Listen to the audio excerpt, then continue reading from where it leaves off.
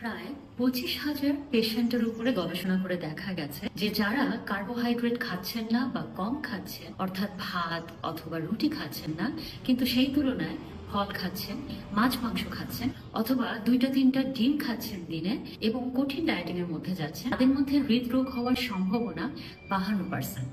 তাদের স্ট্রোক হয়ে মারা যাওয়ার ঝুঁকি থেকে যায় 50% এবং তাদের খাদ্যনালীতে ক্যান্সার হয়ে মারা যাওয়ার সম্ভাবনা বেড়ে যায় 35%।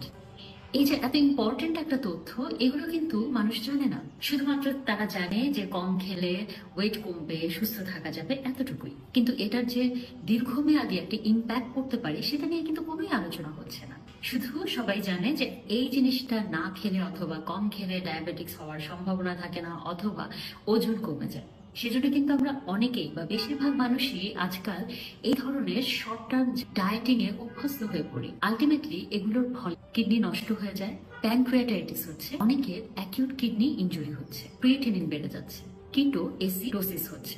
সব রকম ওষুধ বন্ধ করে দিয়ে রোগীরা হসপিটালের দিকে ছুটছে, যখন হাতে